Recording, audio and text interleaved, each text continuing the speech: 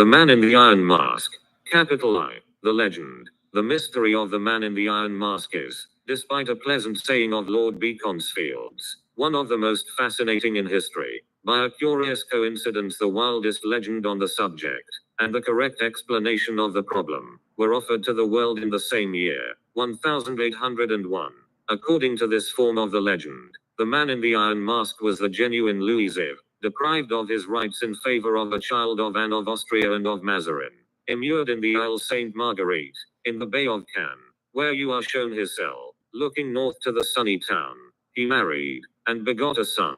That son was carried to Corsica, was named de Buonaparte, and was the ancestor of Napoleon. The emperor was thus the legitimate representative of the House of Bourbon.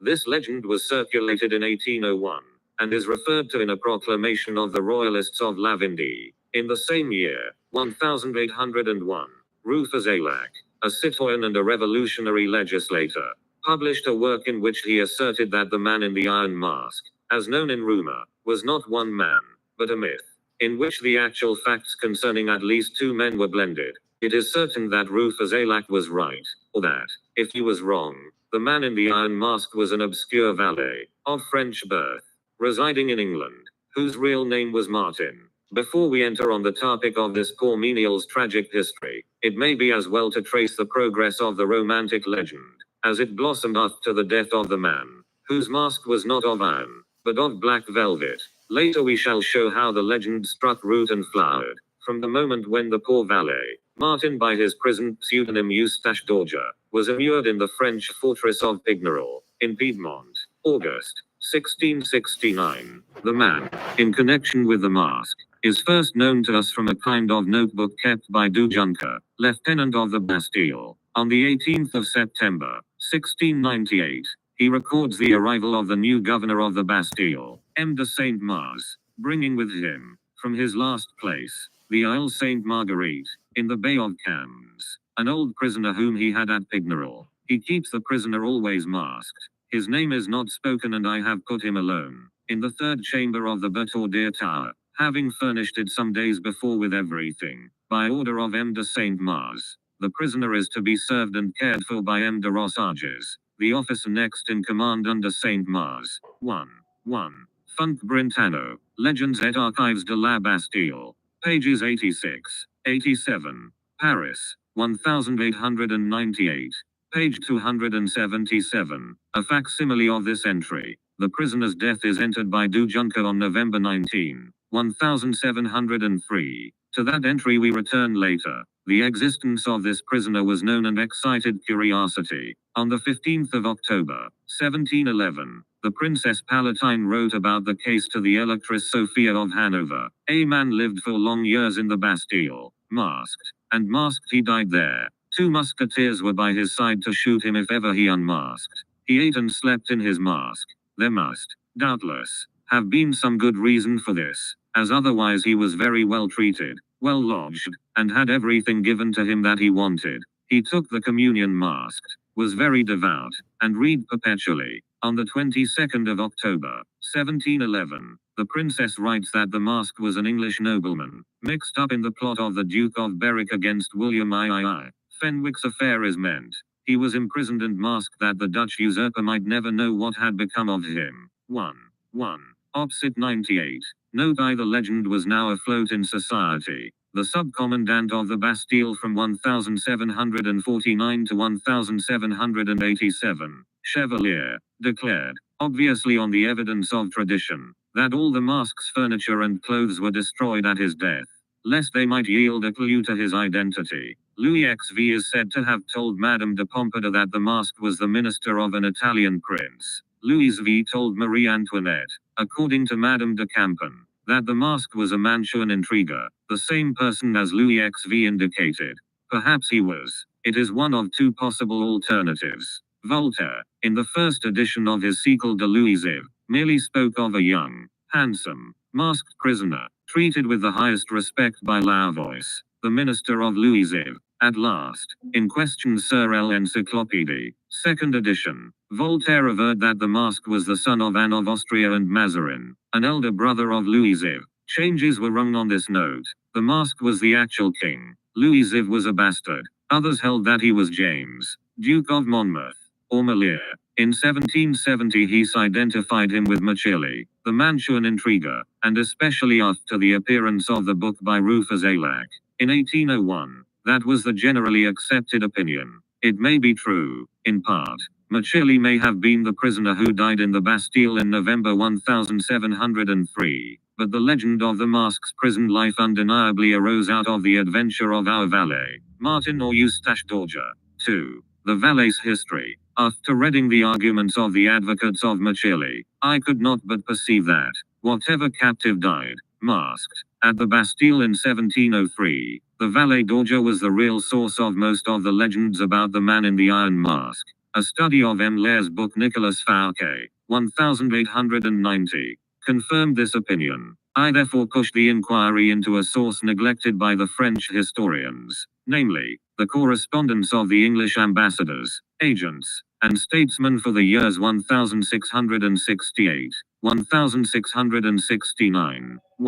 1 result is to confirm a wild theory of my own to the effect that the man in the iron mask, if d'Orgia were he, may have been as great a mystery to himself as to historical inquirers. He may not have known what he was imprisoned for doing. More important is the probable conclusion that the long and mysterious captivity of Eustache d'Orgia, and of another perfectly harmless valet and victim, was the mere automatic result of red tape of the old French absolute monarchy. These wretches were caught in the toils of the system, and suffered to no purpose, for no crime. The two men, at least d'Orgia, were apparently mere supernumeraries in the obscure intrigue of a conspirator known as Rue de Marseille. 1. The papers are in the Record Office. For the content see the following essay, The Valet's Master. This truly abominable tragedy of Rue de Marseille is another story, narrated in the following essay. It must suffice here to say that, in 1669, while Charles II was negotiating the famous, or infamous, secret treaty with Louis Ziv,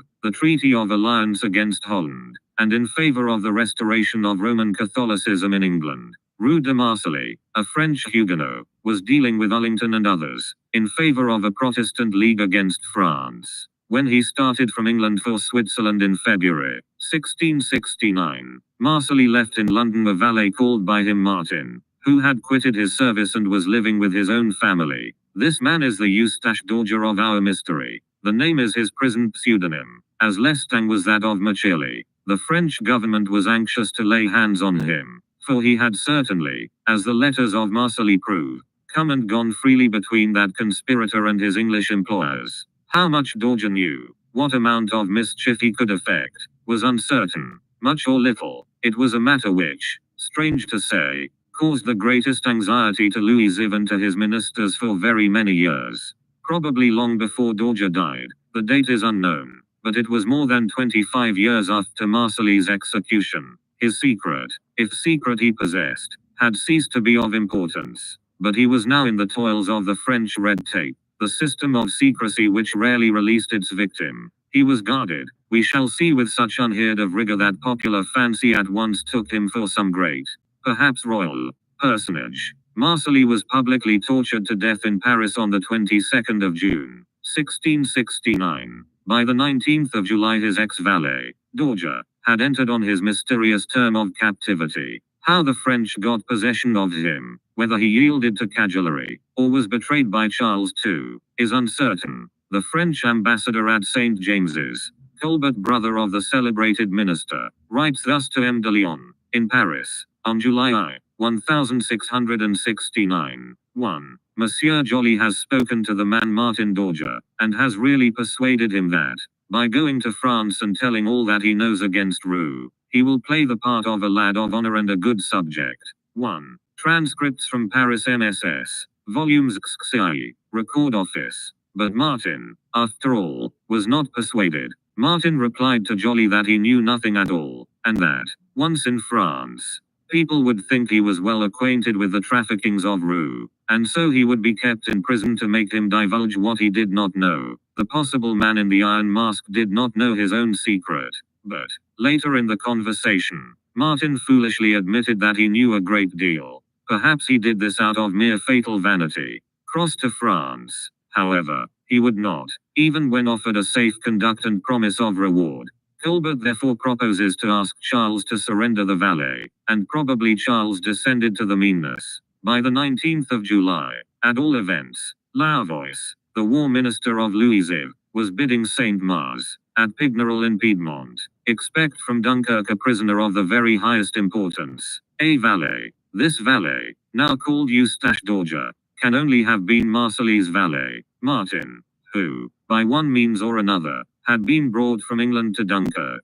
It is hardly conceivable, at least, that when a valet, in England, is wanted by the French police on the 1st of July, for political reasons, and when by the 19th of July they have caught a valet of extreme political importance, the two valets should be two different men. Martin must be d'Orge. Here, then, by the 19th of July, 1669, we find our unhappy serving man in the toils. Why was he to be handled with such mysterious rigor? It is true that state prisoners of very little account were kept with great secrecy, but it cannot well be argued that they were all treated with the extraordinary precautions which, in the case of d'Orge, were not relaxed for 25 or 30 years. The king says, according to Lavois, that the safe-keeping of d'Orge is of the last importance to his service. He must have intercourse with nobody. His windows must be where nobody can pass. Several bolted doors must cut him off from the sound of human voices. Saint Mars himself, the commandant, must feed the valet daily. You must never, under any pretenses, listen to what he may wish to tell you. You must threaten him with death if he speaks one word except about his actual needs. He is only a valet, and does not need much furniture. 1.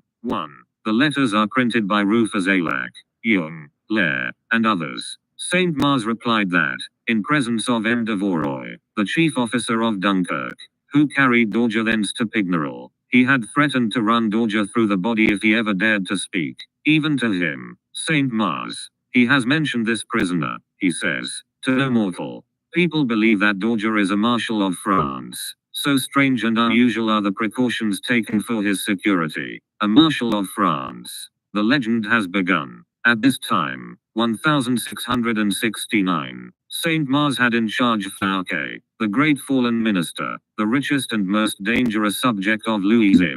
By and by he also held Lauzun, the adventurous wooer of La Grande Mademoiselle. But it was not they, it was the valet, d'Orge, who caused sensation. On the 20th of February, 1672, Saint Mars, for the sake of economy, wished to use d'Orge as valet to Lauzun. This proves that Saint Mars did not, after all, see the necessity of secluding d'Orge or thought the king's fears groundless. In the opinion of Saint Mars, d'Orge did not want to be released, would never ask to be set free. Then why was he so anxiously guarded? Lavois refused to let d'Orge be put with Lauzun as valet. In 1675, however, he allowed d'Orge to act as valet to Fouquet, but with Lauzun, said Lavois, d'Orge must have no intercourse.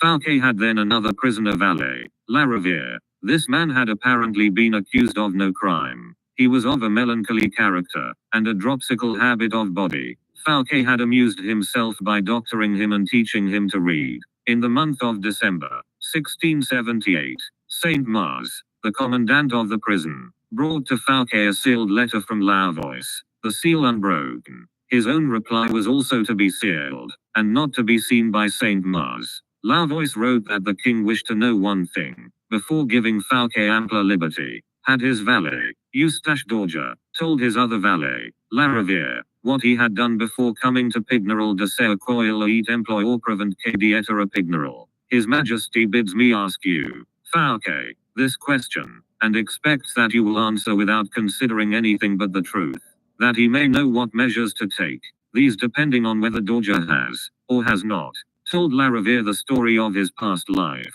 1. Moreover, Lauzun was never, said Lavois, to be allowed to enter Fouquet's room when d'Orge was present. The humorous point is that, thanks to a hole dug in the wall between his room and Fouquet's, Lauzun saw d'Orge whenever he pleased. 1. Lair, Nicolas Fouquet, 2 pages 463, 464. From the letter of Lavois to Fouquet, about d'Orge, the 23rd of December, 1678, it is plain that Louis XI had no more pressing anxiety, 9 years after d'Orge's arrest, than to conceal what it was that d'Orge had done. It is apparent that Saint Mars himself either was unacquainted with this secret, or was supposed by Lauvois and the king to be unaware of it.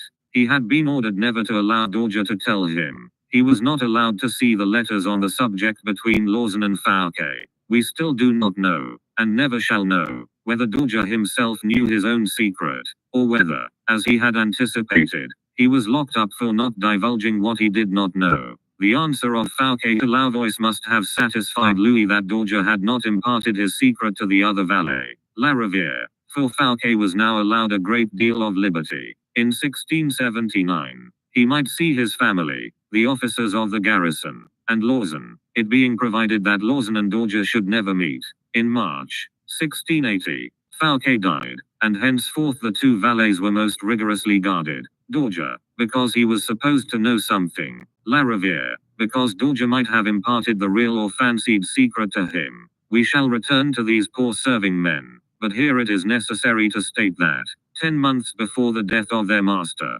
Fouquet, an important new captive had been brought to the prison of Pignerol. This captive was the other candidate for the honors of the mask, Count Macelli, the secretary of the Duke of Mantua. He was kidnapped on Italian soil on the 2nd of May, 1679, and hurried to the mountain fortress of Pignerol, then on French ground. His offense was the betraying of the secret negotiations for the cession of the town and fortress of Cassel, by the Duke of Mantua, to Louis-Yves. The disappearance of Macelli was, of course, known to the world. The cause of his enlèvement, and the place of his captivity, Pignerol, were matters of newspaper comment at least as early as 1687. Still earlier, in 1682, the story of Macelli's arrest and seclusion in Pignerol had been published in a work named La Prudenza Triomphante di Cassel. 1. There was thus no mystery, at the time, about Macelli. His crime and punishment were perfectly well known to students of politics. He has been regarded as the mysterious man in the Iron Mask, but, for years after his arrest, he was the least mysterious of state prisoners. 1. Brentano, opposite, page 117. Here, then, is Macelli in Pignerol in May, 1679. While Fouquet then enjoyed relative freedom, while Lawson schemed escapes or made insulting love to Mademoiselle Fouquet, Macelli lived on the bread and water of affliction. He was threatened with torture to make him deliver up some papers compromising Louis-Yves. It was expressly commanded that he should have nothing beyond the barest necessaries of life. He was to be kept dans la dure prison. In brief, he was used no better than the meanest of prisoners. The awful life of isolation, without employment, without books, without writing materials, without sight or sound of man save when Saint Mars or his lieutenant brought food for the day, drove captives mad. In January 1680, 2 prisoners, a monk, 1, and 1 Dubreuil, had become insane. By the 14th of February, 1680, Macelli was daily conversing with God and his angels. I believe his brain is turned, says Saint Mars. In March 1680, as we saw, Fouquet died. The prisoners, not counting Lawson, released soon after, were now 5. 1. Macelli, mad. 2. Dubreuil, mad. 3. The monk, mad. 4. Dorja, and 5. La Riviere. These 2, being employed as valets, kept their wits. On the death of Fouquet, Lauvois wrote to Saint Mars about the 2 valets. Lawson must be made to believe that they had been set at liberty, but, in fact, they must be most carefully guarded in a single chamber. They were shut up in one of the dungeons of the Tour d'en Basse. Dorja had recently done something as to which Lauvois writes, let me know how Dorja can possibly have done what you tell me, and how he got the necessary drugs, as I cannot suppose that you supplied him with them the 10th of July, 1680. 2. 1. A monk, who may have been this monk, appears in the following essay, page 34, infra. 2. Lair, Nicolas Fouquet. 2. Pages 476, 477. Here, then, by July 1680, are the 2 valets locked in one dungeon of the Tour d'en Basse. By September Saint Mars had placed Macelli, with the mad monk, in another chamber of the same tower. He writes, Macelli is almost as mad as the monk, who arose from bed and preached naked. Macelli behaved so rudely and violently that the lieutenant of Saint Mars had to show him a whip, and threatened him with a flogging. This had its effect. Macelli, to make his peace, offered a valuable ring to Blainvilliers. The ring was kept to be restored to him, if ever Louis let him go free, a contingency mentioned more than once in the correspondence. Apparently Machiavelli now sobered down, and probably was given a separate chamber and a valet. He certainly had a valet at Pignerol later. By May 1681, Dorger and Lariviere still occupied their common chamber in the Tour d'en Basse. They were regarded by Lauvois as the most important of the 5 prisoners then at Pignerol. They, not Machiavelli, were the captives about whose safe and secret keeping Louis and Lauvois were most anxious. This appears from a letter of Lauvois to Saint Mars, of the 12th of May, 1681. The jailer, Saint Mars, is to be promoted from Pignerol to exiles. Thither, says Lauvois, the king desires to transport such of your prisoners as he thinks too important to have in other hands than yours. These prisoners are the 2 in the low chamber of the tower, the 2 valets, Dorger and Lariviere. From a letter of Saint Mars, June, 1681, we know that Machiavelli was not one of these. He says, I shall keep at exiles 2 birds, merles, whom I have here. They are only known as the gentry of the low room in the tower. Machiavelli may stay on here at Pignerol with the other prisoners, Dubruil and the mad monk. It is at this point that Le Citoyen Roux, Fazelac, writing in the year IX of the Republic, 1801, loses touch with the secret. 1. Roux finds, in the state papers, the arrival of Eustache Dorger at Pignerol in 1669, but does not know who he is, or what is his quality. He sees that the mask must be either Machiavelli, Dorger, the monk, one Dubruil, or one Calasio, but, overlooking or not having access to the letter of Saint Mars of June, 1681, Roux holds that the prisoners taken to Les Exiles were the monk and Machiavelli. One of these must be the mask, and Roux votes for Machiavelli. He is wrong. Machiavelli beyond all doubt remained at Pignerol. 1. Recherches historiques sur el homme au masque de fer, Paris, N. IX.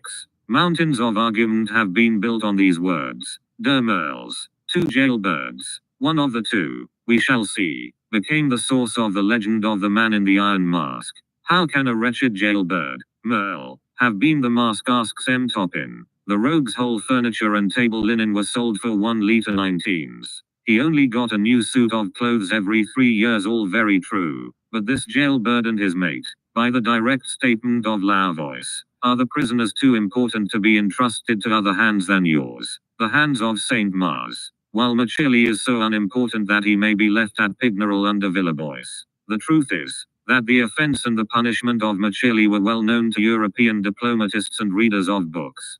Castle, moreover, at this time was openly ceded to Louis Xiv, and Machiavelli could not have told the world more than it already knew. But, for some inscrutable reason, the secret which Dorger knew, or was suspected of knowing, became more and more a source of anxiety to Lauvois and Louis. What can he have known? The charges against his master, Roux de Marseille, had been publicly proclaimed. 12 years had passed since the dealings of Arlington with Marseille. Yet, Lauvois became more and more nervous. In accordance with commands of his, on the 2nd of March, 1682, the 2 valets, who had hitherto occupied one chamber at Exiles as at Pignerol, were cut off from all communication with each other. Says Saint Mars, since receiving your letter I have warded the pair as strictly and exactly as I did M. Fouquet and M. Lawson, who cannot brag that he sent or received any intelligence. Night and day 2 sentinels watch their tower, and my own windows command a view of the sentinels. Nobody speaks to my captives but myself,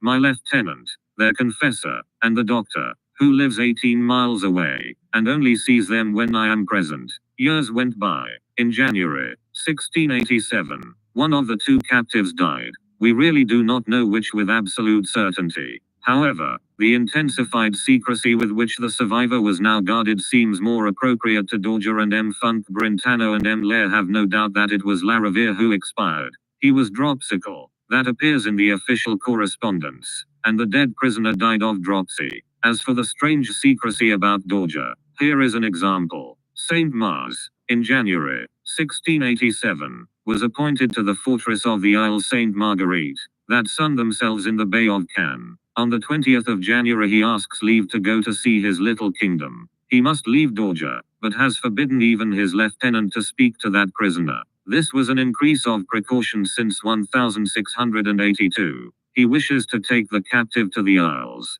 But how? A sedan chair covered over with oilcloth seems best. A litter might break down. Litters often did, and someone might then see the passenger. Now M. Funk Brentano says, to minimize the importance of Dorja, he was shut up like so much luggage in a chair hermetically closed with oilcloth.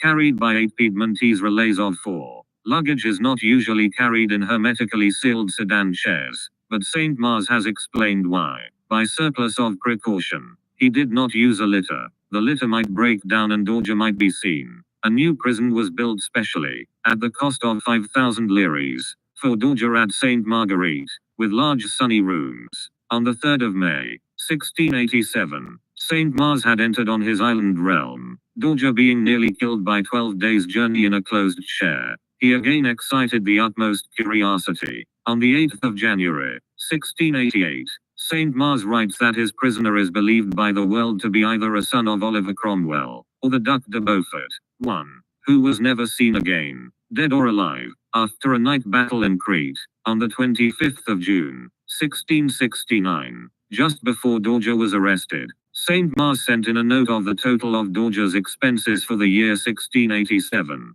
He actually did not dare to send the items, he says, lest they, if the bill fell into the wrong hands, might reveal too much. 1. Duc de Beaufort whom Athos releases from prison in Dumas's Vingt-Ans-Après. Meanwhile, an Italian newsletter, copied into a Leiden paper, of August 1687, declared that Machilli had just been brought from Pignerol to St. Marguerite. There was no mystery about Machilli. The story of his capture was published in 1682, but the press, on one point, was in error. Machilli was still at Pignerol. The known advent of the late commandant of Pignerol, St. Mars, with a single concealed prisoner, at the island, naturally suggested the erroneous idea that the prisoner was Machilli. The prisoner was really Dorja, the survivor of the 2 valets. From 1688 to 1691 no letter about Dorja has been published. Apparently he was then the only prisoner on the island, except one Chesert, who was there before Dorja arrived, and gave up his chamber to Dorja while the new cells were being built. Between 1689 and 1693 6 Protestant preachers were brought to the island, while Lauvois, the minister, died in 1691, and was succeeded by Barbizux.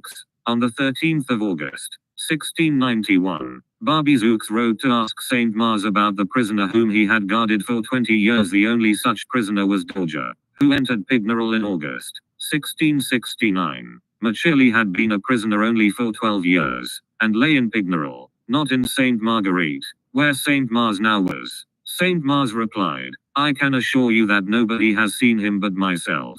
By the beginning of March, 1694, Pignerol had been bombarded by the enemies of France. Presently Louisville had to cede it to Savoy. The prisoners there must be removed. Machilli, in Pignerol, at the end of 1693, had been in trouble. He and his valet had tried to smuggle out letters written on the linings of their pockets. These were seized and burned. On the 20th of March, 1694, Barbizux wrote to Laprade, now commanding at Pignerol, that he must take his 3 prisoners, one by one, with all secrecy, to St. Marguerite. Laprade alone must give them their food on the journey. The military officer of the escort was warned to ask no questions. Already, the 26th of February, 1694, Barbizux had informed St. Mars that these prisoners were coming. They are of more consequence, one of them at least, than the prisoners on the island, and must be put in the safest places. The one is doubtless Machilli. In 1681 Lauvois had thought Dorja and La Riviere more important than Machilli, who, in March, 1694, came from Pignerol to St. Marguerite. Now in April, 1694, a prisoner died at the island, a prisoner who, like Machilli, had a valet. We hear of no other prisoner on the island, except Machilli who had a valet. A letter of St. Mars, the 6th of January, 1696, proves that no prisoner then had a valet, for each prisoner collected his own dirty plates and dishes, piled them up, and handed them to the lieutenant.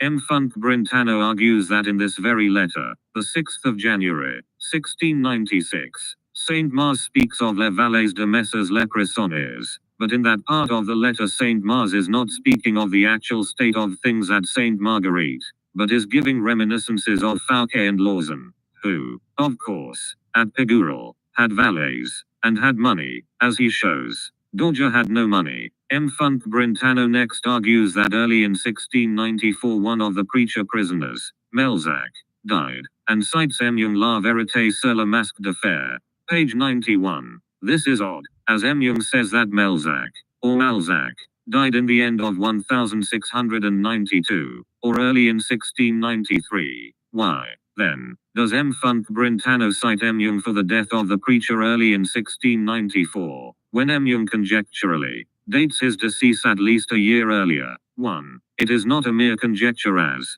on the 3rd of March, 1693, Barbizux begs Saint Mars to mention his Protestant prisoners under nicknames. There are 3, and Malzac is no longer one of them. Malzac, in 1692, suffered from a horrible disease, discreditable to one of the godly, and in October, 1692, had been allowed medical expenses, whether they included a valet or not.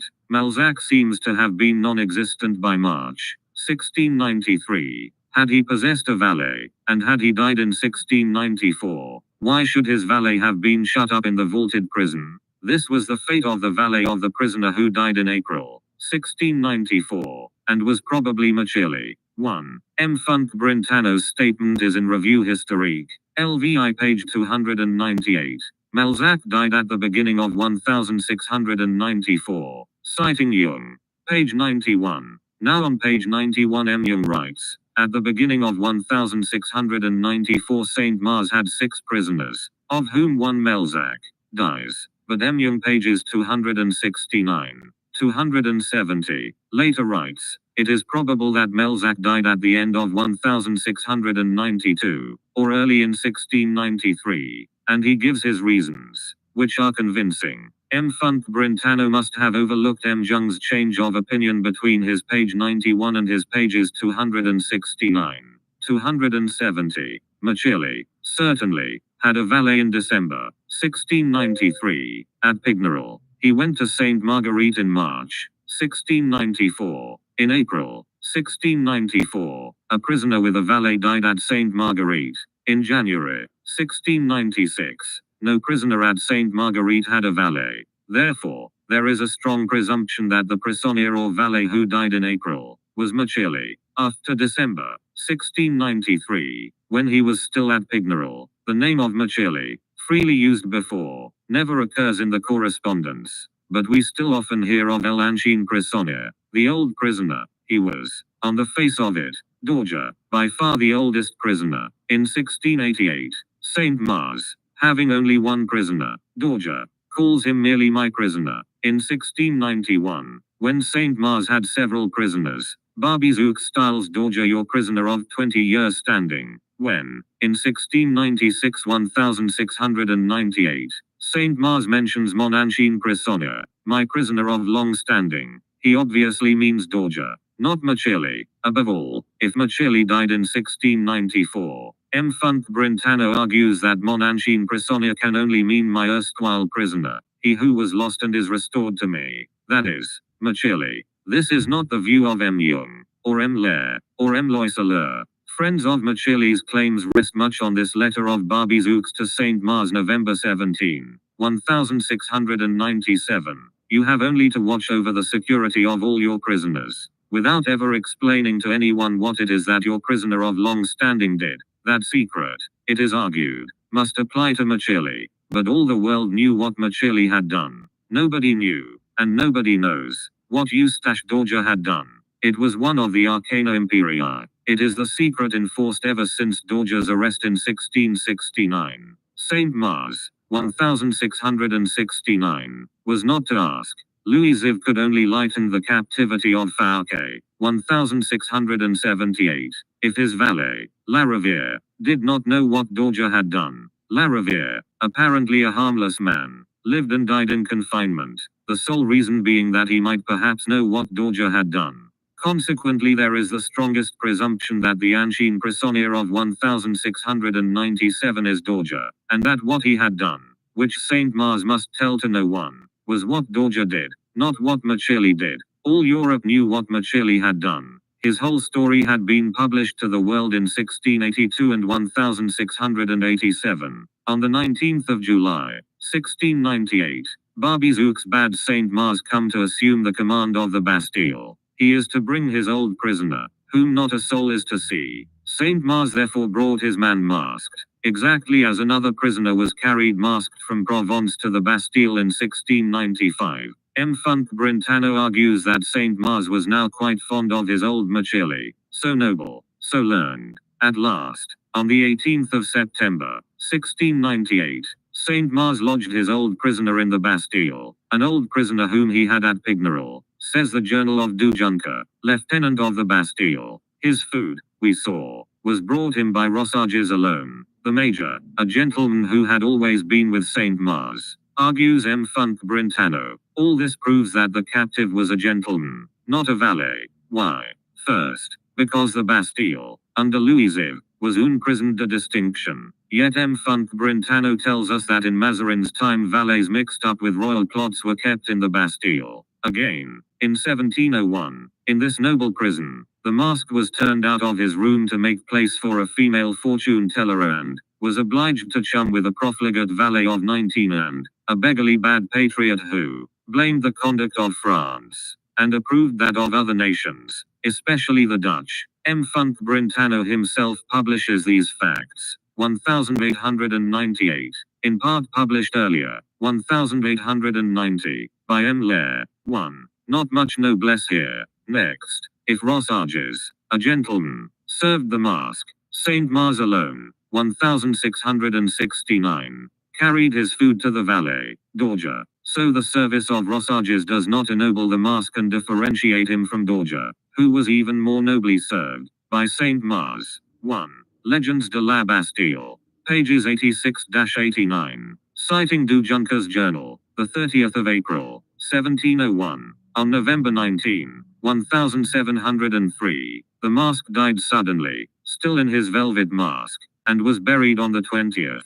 The parish register of the church names him Marchiali or Marchiali. One may read it either way. Du Junker, lieutenant of the Bastille, in his contemporary journal, calls him M. de Marchial. Now, Saint Mars often spells Machiavelli, Marchiali. This is the one strength of the argument for Machiavelli's claims to the mask. M. Lair replies, Saint Mars had a mania for burying prisoners under fancy names, and gives examples. One is only a gardener, François Hilliard, 1701, concerning whom it is expressly said that, as he is a prisoner, his real name is not to be given, so he is registered as Pierre Merritt. Others read Navat.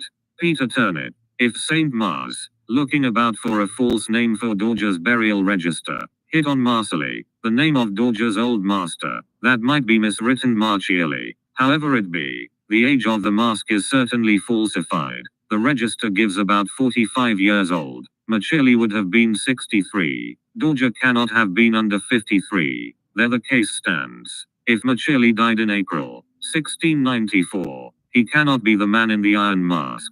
Of Dorja's death we find no record, unless he was the man in the iron mask, and died in 1703, in the Bastille. He was certainly, in 1669 and 1688, at Pignerol and at Sainte Marguerite, the center of the mystery about some great prisoner, a marshal of France, the Duc de Beaufort, or a son of Oliver Cromwell. Machiavelli was not mystery, no secret. Dorja is so mysterious that probably the secret of his mystery was unknown to himself. By 1701, when obscure wretches were shut up with the mask, the secret, whatever its nature, had ceased to be of moment. The captive was now the mere victim of cruel routine. But 20 years earlier, Saint Mars had said that Dorja takes things easily, resigned to the will of God and the king. To sum up, on the 1st of July, 1669, the valet of the Huguenot intriguer, Rue de Marcelli, the valet resident in England, known to his master as Martin, was wanted by the French secret police. By the 19th of July, a valet, of the highest political importance, had been brought to Dunkirk, from England, no doubt. My hypothesis assumes that this valet, though now styled Eustache Dorja, was the Martin of Rue de Marcelli. He was kept with so much mystery at Pijernal that already the legend began its course. The captive valet was said to be a marshal of France. We then follow Dorja from Pignerol to Les Exiles, till January 1687, when one valet out of a pair, Dorja being one of them, dies. We presume that Dorja is the survivor, because the great mystery still is what he has done, whereas the other valet had done nothing, but may have known Dorja's secret. Again, the other valet had long been dropsical, and the valet who died in 1687 died of dropsy. In 1688, Dorja, at Sainte Marguerite, is again the source and center of myths. He is taken for a son of Oliver Cromwell, or for the Duc de Beaufort. In June 1692, one of the Huguenot preachers at Sainte Marguerite writes on his shirt and pewter plate and throws them out of the window. 1.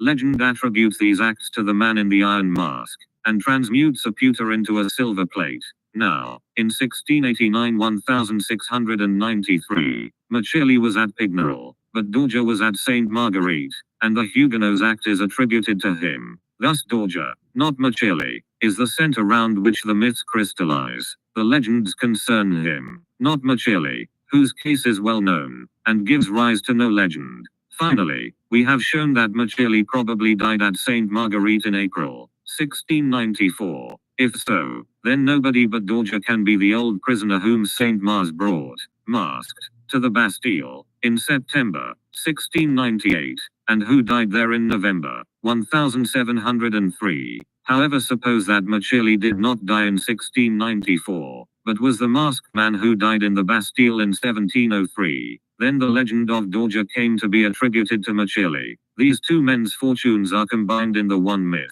1. Saint Mars or Minister, the 4th of June, 1692. The central problem remains unsolved. What had the valet, Eustache Dorja, done? 1. One marvels that nobody has recognized. In the mask, James Stuart James de la Cloche, eldest of the children of Charles II, he came to England in 1668, was sent to Rome, and disappears from history. See infra, The Mystery of James de la Cloche.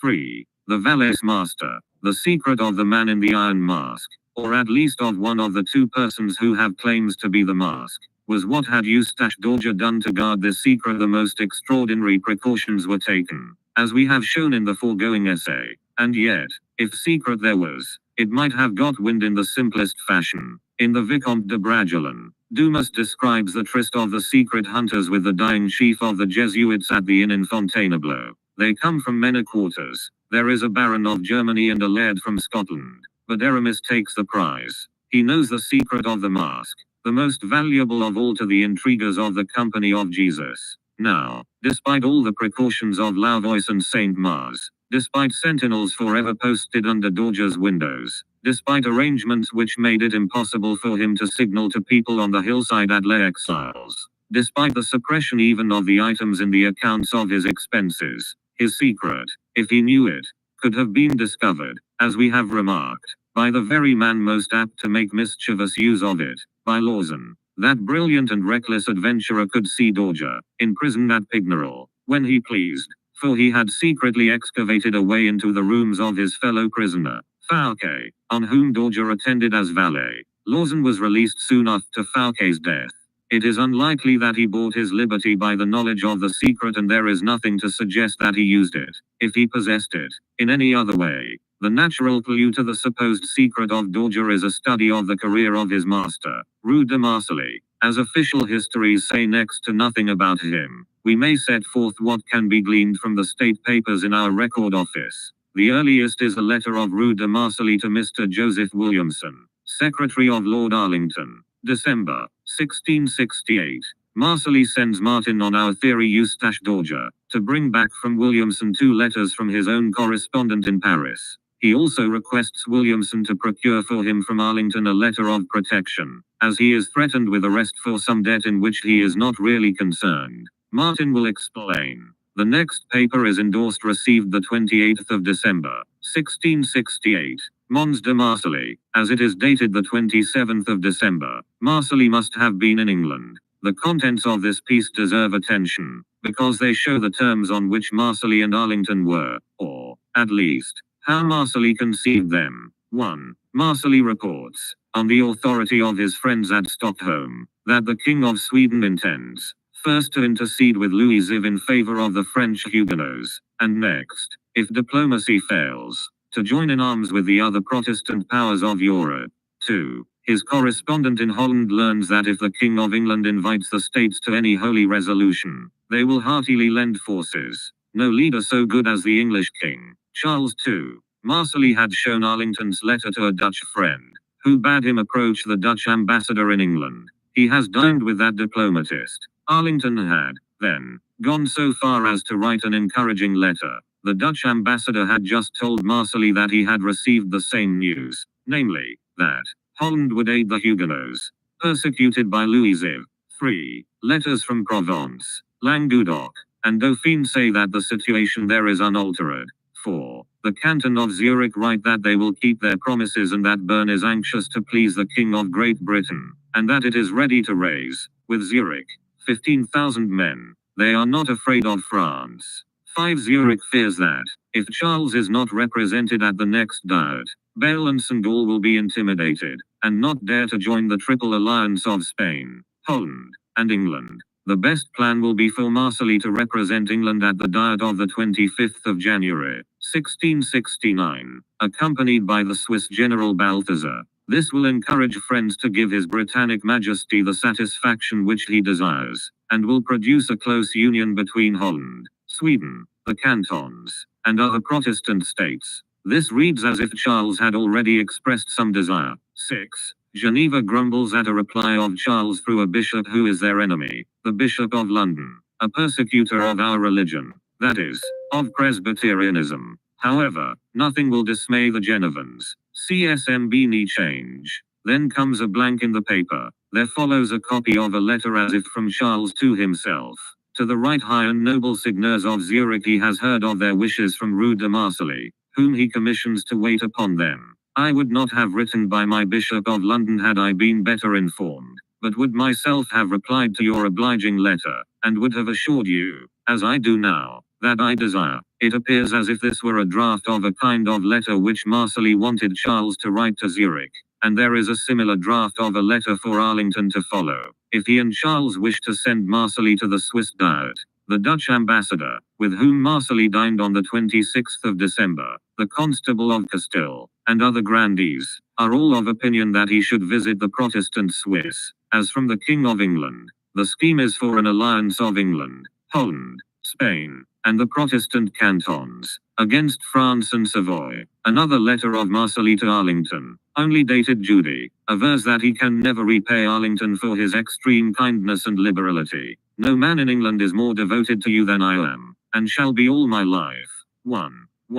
State Papers, France, Volume 125, 106. On the very day when Marsali drafted for Charles his own commission to treat with Zurich for a Protestant alliance against France, Charles himself wrote to his sister, Madame Henriette d'Orleans. He spoke of his secret treaty with France. You know how much secrecy is necessary for the carrying on of the business, and I assure you that nobody does, nor shall, know anything of it here, but myself and that one person more, till it be fit to be public. 1. Is that one person de la Cloche? 1. Madam, by Julia Cartwright. Page 275. Thus Marsali thought Charles almost engaged for the Protestant League, while Charles was secretly allying himself with France against Holland. Arlington was probably no less deceived by Charles than Marsali was. The Bishop of London's share in the dealing with Zurich is obscure. It appears certain that Arlington was not consciously deceiving Marsali. Madam wrote, on the 12th of February, as to Arlington, the man's attachment to the Dutch and his inclination towards Spain are too well known. 1. Not till the 25th of April, 1669, does Charles tell his sister that Arlington has an inkling of his secret dealings with France. How he knows, Charles cannot tell. 2. It is impossible for us to ascertain how far Charles himself deluded Marsali, who went to the continent early in spring, 1669, before the 15th to the 25th of May 1669. In fact, on the 14th of April, Marsali had been kidnapped by agents of Louis XI, and his doom was dight. Here is the account of the matter, written to by Perwich in Paris. 1. Ibid. Page 281. 2. Ibid. Page 285. W. Perwich 2. Paris, the 25th of May, 1969. Honored Sir, the cantons of Switzerland are much troubled at the French king's having sent 15 horsemen into Switzerland, from whence the Seigneur de Manille, the king's resident there, had given information of the Seigneur Rue de Marseilles being there negotiating the bringing the cantons into the Triple League by discourses much to the disadvantage of France, giving them very ill impressions of the French king's government, who was betrayed by a monk that kept him company and intercepted by the said horseman brought into France and is expected at the Bastille. I believe you know the man. I remember him in England. Can this monk be the monk who went mad in prison at Pignerol, sharing the cell of Machiavelli? Did he, too, suffer for his connection with the secret? We do not know, but the position of Charles was awkward. Marseilles, dealing with the Swiss, had come straight from England, where he was lie with Charles's minister, Arlington, and with the Dutch and Spanish ambassadors. The king refers to the matter in a letter to his sister of the 24th of May, 1669, misdated by Miss Cartwright, the 24th of May, 1668, 1. Madam, by Julia Cartwright, page 264. You have, I hope, received full satisfaction by the last post in the matter of Marseilles.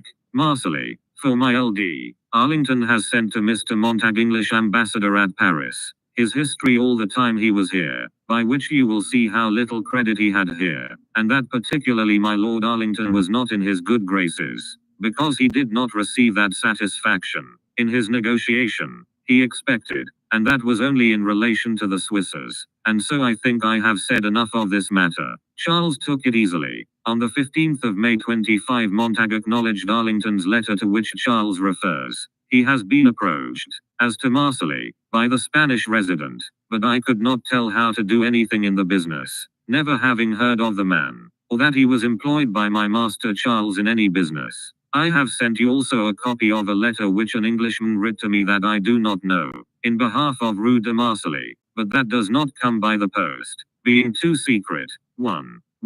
State Papers, France, Volume 126. France had been well informed about Marseilles while he was in England. He then had a secretary, 2 lackeys, and a valet de chamber, and was frequently in conference with Arlington and the Spanish ambassador to the English court.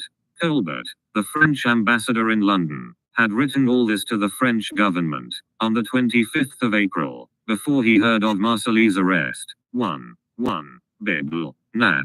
Thons. Francais, number 10665. The belief that Marseilles was an agent of Charles appears to have been general, and, if accepted by Louis XIV, would interfere with Charles's private negotiations for the secret treaty with France. On the 18th of May, Prince d'Aremberg had written on the subject to the Spanish ambassador in Paris. Marseilles, he says, was arrested in Switzerland, on his way to Bern, with a monk who was also seized, and, a curious fact, Marseilles' valet was killed in the struggle. This valet, of course, was not Dorger, whom Marseilles had left in England. Marseilles doit avoir demandé la protection du roi de la Grande-Bretagne en faveur des religionnaires, Huguenots de France, et passer en Suisse avec quelque commission de sa part. D'Aremberg begs the Spanish ambassador to communicate all this to Montag, the English ambassador at Paris, but Montag probably, like Perwich, knew nothing of the business any more than he knew of Charles's secret dealings with Louis through Madame. 1.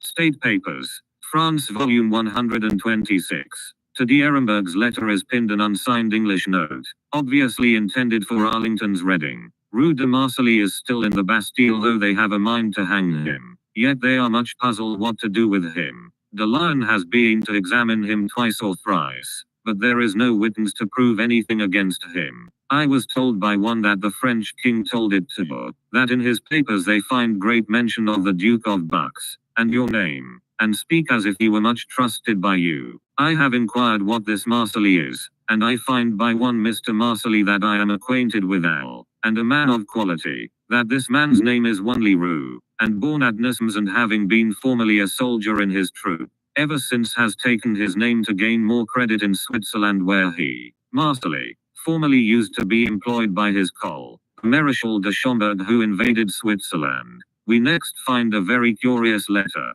from which it appears that the French government inclined